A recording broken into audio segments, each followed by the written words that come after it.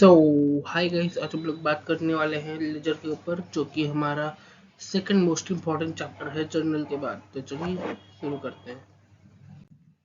Introduction. According to L C. Cropper, the book which contains a classified and permanent record of transactions of business known as ledger, यानी कि एक ऐसा किताब, एक ऐसा बुक जो क्या कंटेन करता है सर, क्लासिफाइड और परमानेंट रिकॉर्ड होता है किसी भी ट्रांजैक्शन का जो कि बिजनेस के द्वारा किया गया है। तो उस पर इसको हम लोग क्या बोलेंगे सर, इस बुक को हम लोग लेजर का नाम देते हैं। According to J.R. Batliboi, ledger is the chief book of accounts. ये टर्म याद रखिएगा sir, chief book of accounts कहा जाता है लेजर को, chief book of accounts.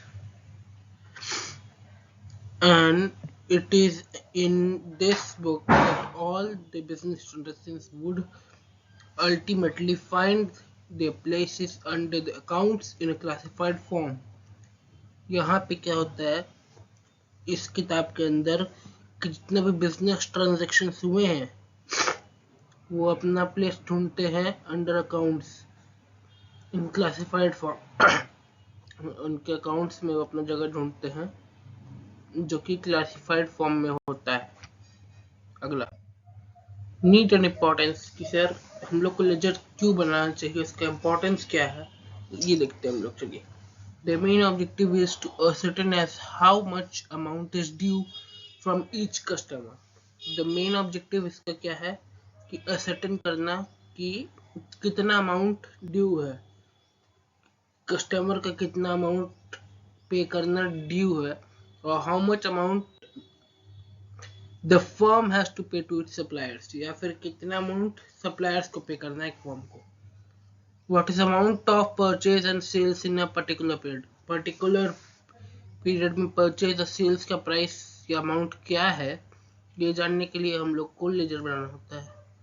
How much amount has been spend on each head, हर head पे कितना पैसा स्पेंड किया गया है, ये जानने के लिए भी लेजर बनता है। How much amount has been earned on account of each head of income, her head of income पे हम लोग कितने इनकम कमाए हैं, ये भी हम लोग लेजर के थ्रू जानते हैं।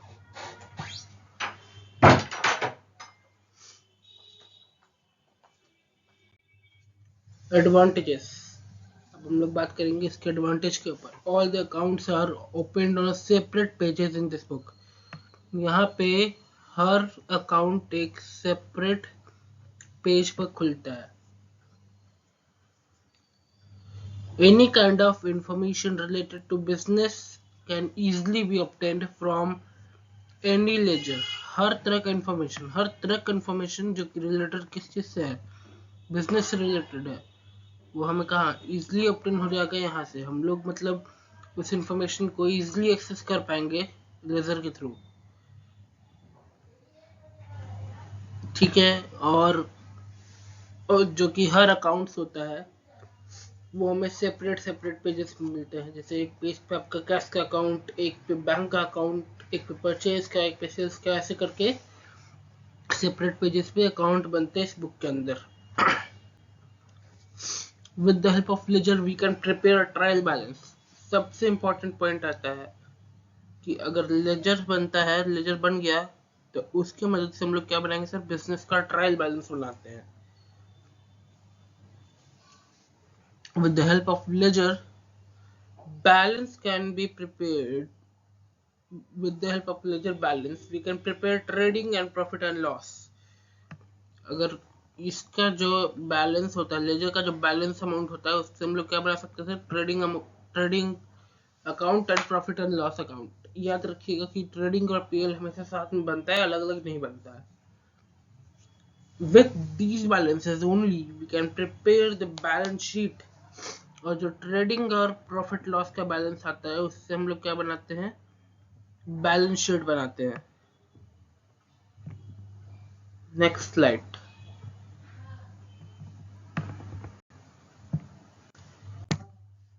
ये देखिए, ये हमारा फॉर्मेट है, हमारा लेजर का फॉर्मेट है, जहाँ पे हमारा सबसे पहले क्या है, डेट का कॉलम, उसके बाद आइटम डिस्क्रिप्शन या पर्टिकुलर का कॉलम ले लीजिए, जर्नल फोलियो, ये जर्नल रेफरेंस का नाम दिया है यहाँ पे, उसके बाद हमारा डेबिट अमाउंट, क्रेडिट अमाउंट, यहाँ भी डेबिट अमाउंट, क्रेडिट अमाउंट, और ये हमारा डेबिट इक्वल टू क्रेडिट हमेशा होना चाहिए। अगर डेबिट इक्वल टू क्रेडिट नहीं हो रहा है मतलब आपका कुछ फॉल्ट है, कहीं एरर है। Next, posting rules. अब फिर लेजर बनाने के, लेजर जब हम लोग बनाते हैं तो उसके भी कुछ रूल्स होते हैं, तो आइए उनके बारे में जानते हैं कि लेजर पोस्ट करने के क्या रूल्स होते हैं। All the transactions relating to an account should be entered at one place.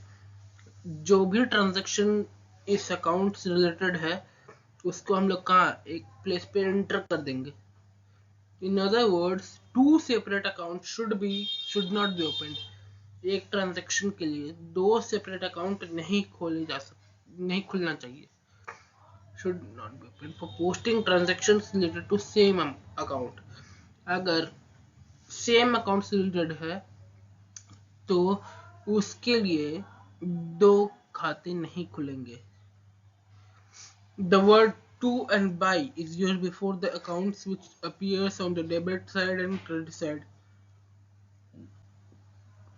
याद करिए कि हम लोग टू वर्ड कहाँ लिखेंगे, जो भी अकाउंट डेबिट साइड पे आएगा, और बाई कब लगाएंगे,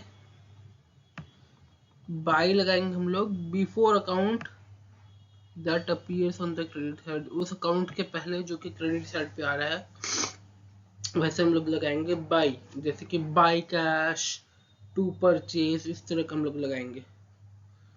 If an account has been credited in journal entry, the posting in the ledger should be also made on credit side.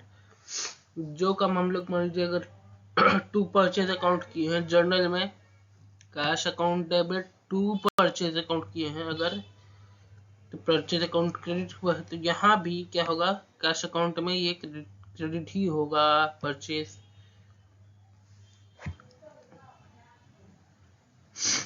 Next slide, posting of compound journal entries.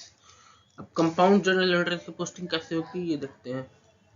When there is two or more account debited and only one account is credited or vice versa, then we name it as a compound journal entry.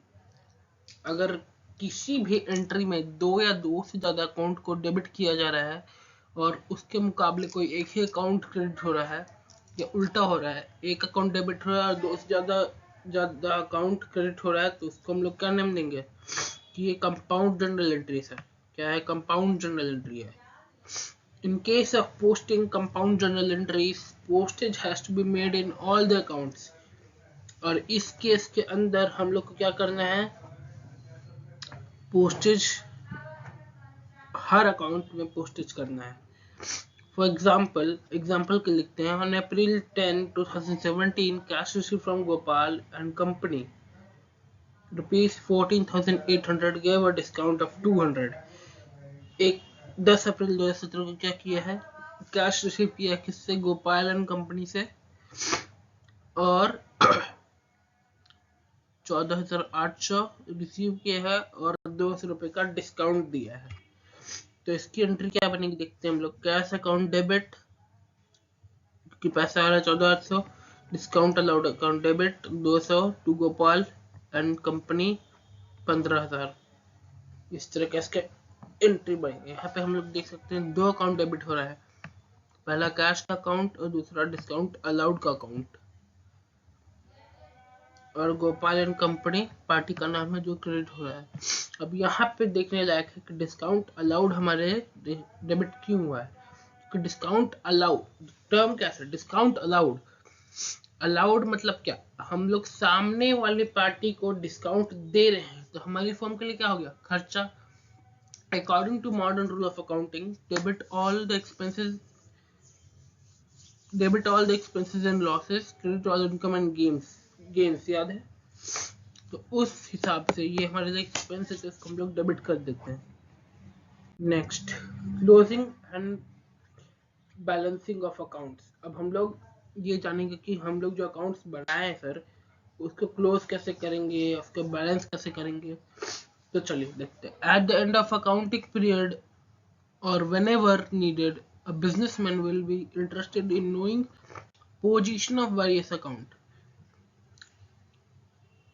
Accounting period के time या जब भी एक businessman को जानने का ये need होगा, वो क्या करेगा, इंटरेस्टेड होगा कि ये जानने में कि इसका पोजीशन क्या है, वेरियस अकाउंट्स का पोजीशन क्या है। For this purpose accounts are balanced, इसलिए क्या कहते हैं, अकाउंट को बैलेंस किया जाता है। Balancing of an account means that the debit and credit sides are totaled। यहाँ पे क्या होता है सर कि डेबिट साइड का अमाउंट और क्रेडिट साइड के अमाउंट को टोटल किया जाता है, इसका सम निकाला जाता है। And the difference between two sides is inserted. और जो डिफरेंस आया है अगर, तो उस डिफरेंस को इंसर्ट किया जाता है in knowing position of various accounts, ये जानने के लिए कि वेरियस अकाउंट्स का डिफरेंस क्या है। नेक्स्ट ये देखते हैं, ये कुछ एंट्रीज है हमारी जर्नल एंट्रीज। जैसे हम लोग बात करें तो एक चीज याद रखिएगा कि एक जो आप अकाउंट बना रहे हैं उसके अंदर उस सेम चीज का नाम नहीं आएगा। जैसे मान लीजिए कैश का नाम हम लोग लगाते हैं तो वहां पे कैश नहीं आएगा, टू कैपिटल आ सकता है, परचेज आ सकता है, सेल्स आ सकता है, लेकिन कैश नहीं आएगा। तो यही था हमारा लेजर का चैप्टर। आई होप आप लोग को अच्छा लगा हो। मिलेंगे अगले क्लास में इशू ऑफ शेयर के साथ। Till then keep on watching.